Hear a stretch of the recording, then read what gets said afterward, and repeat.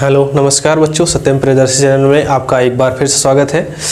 आज हम आपको क्लास 10th की साइंस पूरी की पूरी साइंस स्टार्ट करेंगे। हम साइंस का पूरा यूपी बोर्ड का पूरा कवर करने वाले हैं। तो अगर आपको क्लास 10th के साइंस में कोई भी प्रॉब्लम होती है तो आप हमारे चैनल से जुड़कर उस प्रॉब्लम को दूर कर सकते हैं। चलिए आज से हम क्लास 10th की साइंस का पार्ट 1 पहला वीडियो अपलोड करने जा रहे हैं। यानी पहला वीडियो ये रहेगा आपका, और इसमें हम पहले स्टार्टिंग में फिजिक्स कवर करेंगे, उसके बाद केमिस्ट्री, उसके बाद फिर बायोलॉजी। ठीक है, और इससे रिलेटेड आपको कोई भी डाउट रहता है तो आप कमेंट सेक्शन में पूछ सकते हैं। चलिए आज से हम पहला क्लास शुरू करते हैं। ठीक है, आपको रेगुलर बेसिस पे क्लासेस आपको इसके आधार पर आपको रेगुलर बेसिस पे क्लासेस मिलती रहेंगी। हम फिजिक्स शुरू करने जा रहे हैं। ठीक है, फिजिक्स में आपको टोटल 4 चैप्टर्स पढ़ने हैं। टोटल 4 चैप्टर हैं, उसमें से पहला चैप्टर हम शुरू करने जा रहे हैं प्रकाश।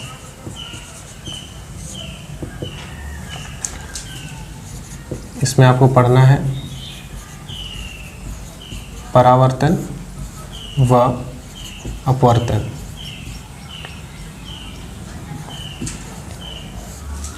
यानी आपको पढ़ना है light, reflection and refraction.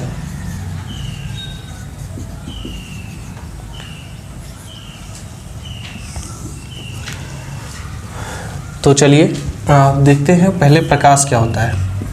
Light यानी प्रकाश क्या है, तो पहली हेडिंग आप लगाएंगे प्रकाश। प्रकाश क्या है? प्रकाश एक प्रकार का ऊर्जा होता है।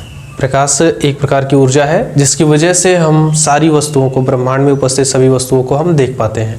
अगर हमारे पूरे ब्रह्मांड में प्रकाश की उपस्थिति ना हो तो कुछ दिखाई ही नहीं देगा। अगर आपको कुछ भी देखना है तो सबसे पहली चीज़ जो ज़रूरी है वो क्या है? प्रकाश है। ठीक है, जाहिर सी बात है हमको आँख की भी ज़रूरत होगी, क्योंकि बिना आँख से हम देख ही नहीं पाएंगे। तो आँख के साथ साथ हमको क्या चाहिए? प्रकाश। बिना प्रकाश के हम कुछ भी नहीं देख सकते। अंधेरा कैसे होता है? अंधेरा इसलिए होता है क्योंकि वहाँ पर प्रकाश नहीं होता है। जब आप प्रकाश नहीं रहेगा तो वहाँ पर जाहिर सी बात है क्या रहेगा? अंधेरा रहेगा। तो प्रकाश क्या है? तो प्रकाश अगर आप कहना चाहें तो प्रकाश एक प्रकार की क्या है? ऊर्जा है। यह एक प्रकार की ऊर्जा है, और ये इसकी वजह से हमको क्या होता है? वस्तुएं दिखाई देती हैं। इसकी वजह से क्या होता है? हमको वस्तु दिखाई देती है। अर्थात हमें वस्तु को देखने के लिए किसकी आवश्यकता होगी? प्रकाश की आवश्यकता होगी। आप या फिर कह सकते हैं ये हमारे दृष्टि ज्ञान को जागृत करता है। यानी प्रकाश हमारे दृष्टि ज्ञान को क्या करता है? जागृत करता है। ठीक है, तो ये रहा आपका प्रकाश। अगर आपको डेफिनेशन लिखनी हो तो आप लिख सकते हैं, क्या लिख सकते हैं? प्रकाश एक प्रकार की ऊर्जा है जो हमारे दृष्टि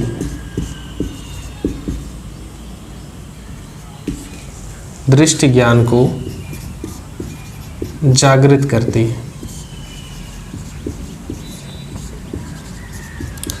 या अगर आप कहना चाहें तो आप कह सकते हैं अर्थात प्रकाश से ही हमें वस्तुएं दिखाई देती हैं।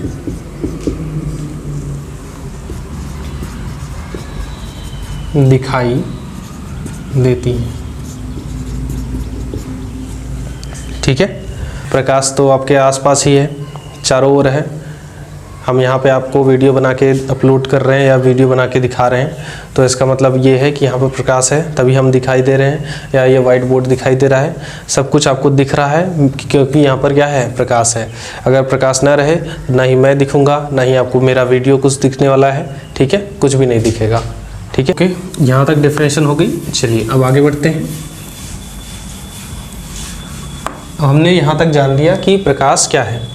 अब इसके बाद हम समझेंगे कि प्रकाश की प्रॉपर्टी क्या क्या है, यानी हम गुण इसके समझेंगे, प्रॉपर्टीज ऑफ लाइट। ठीक है, यानी प्रकाश का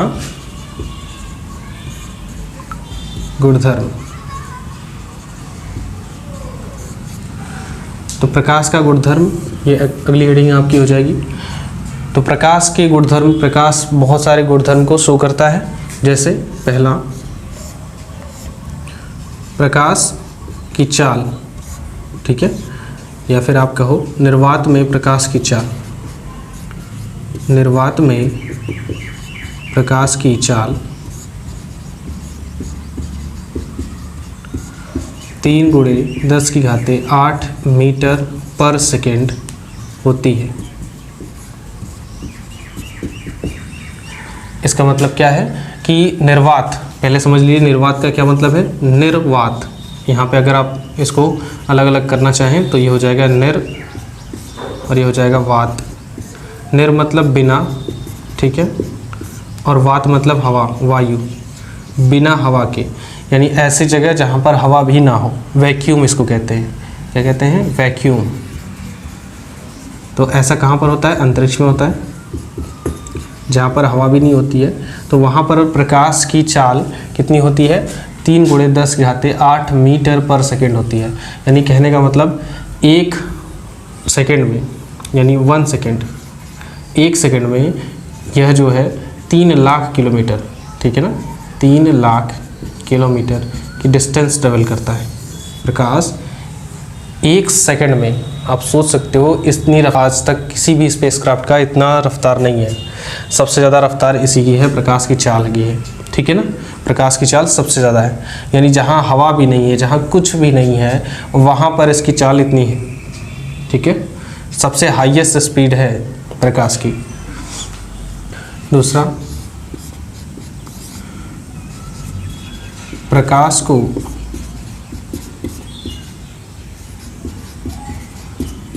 चलने के लिए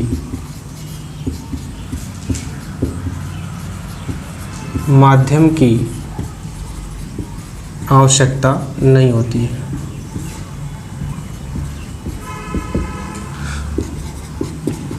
नहीं होती है, यानी प्रकाश को अगर जाना है एक जगह से दूसरी जगह, तो वहाँ पर मीडियम नहीं भी रहेगा तब भी चलेगा। यानी प्रकाश बिना मीडियम के चलता है। जैसे अगर ध्वनि है, जैसे मेरी आवाज़ आपको सुनाई दे रही है क्योंकि मेरे बीच में हवाओं का जो वायु के कण हैं, अगर जहाँ वायु के कण नहीं रहेंगे तो वहाँ पर आपको ध्वनि, म्यूज़िक सुनाई ही नहीं देगा, कुछ भी नहीं सुनाई देगा। अंतरिक्ष में अगर आप जाओगे तो वहाँ पर अगर आपको बोलना है और सामने आपका कोई दूसरा व्यक्ति है, वो आपके एकदम करीब में खड़ा रहेगा, तब भी आपको वहाँ पर आवाज़ सुनाई नहीं देगी। क्यों? क्योंकि वहाँ पर एयर ही नहीं है, हवा ही नहीं है। बिना हवा के ध्वनि ट्रेवल नहीं कर सकती है। उसको ट्रेवल करने के लिए, यानी उसको एक जगह से दूसरी जगह जाने के लिए माध्यम चाहिए, बट प्रकाश को कोई भी माध्यम की आवश्यकता नहीं होती है। इसलिए एक तरीके का स्पेशल केस है ये, प्रकाश बिना माध्यम के यात्रा करता है, ठीक है। आई बात समझ? चलिए नेक्स्ट आगे देखते हैं।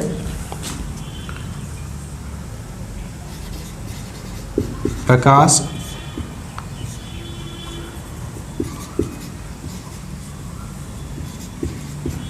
सरल रेखा में गमन करता है। प्रकाश जो है सीधी रेखा में चलता है, ठीक है। नेक्स्ट पॉइंट,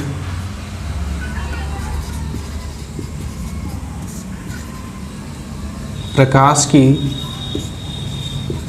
तरंग दैर्घ्य 3900 एंगस्ट्रॉम से 7800 एंगस्ट्रॉम तक होती है।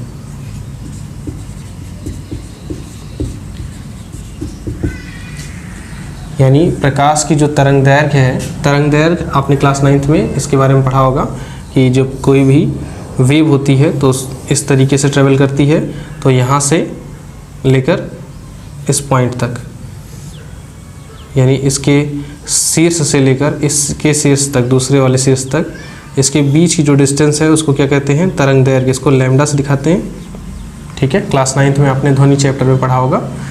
तो ये होता है तरंग दैर्घ्य। इस तरंगदैर्घ्य की जो डिस्टेंस है 3900 एंगस्ट्रॉम से लेकर 7800 एंगस्ट्रॉम तक होती है। 1 एंगस्ट्रॉम बराबर होता है 10⁻⁻10 मीटर।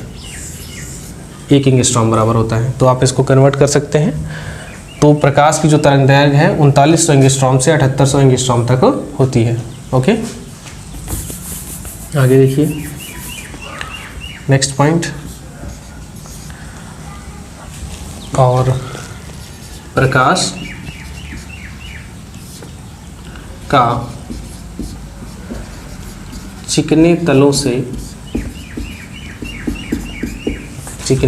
से परावर्तन होता है।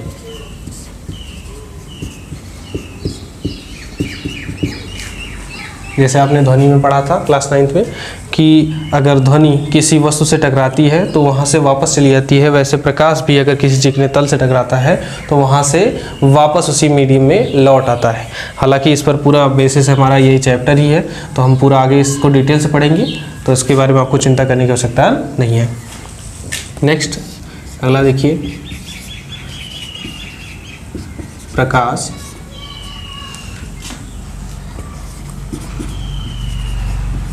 वैद्युत चुंबकीय तरंगों के रूप में चलता है।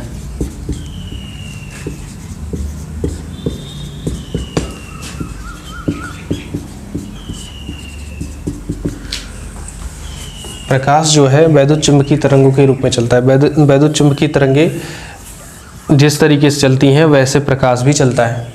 ठीक है, इसके बारे में आप क्लास 11th में पूरी डिटेल से पढ़ेंगे कि वैद्युत चुंबकीय तरंगे क्या हैं। ठीक है, तो इसके बारे में आपने क्लास 9th में भी थोड़ा बहुत पढ़ा होगा वैद्युत चुंबकीय तरंगे, और क्लास 11th और 12th में और भी डिटेल से आप समझ जाएंगे।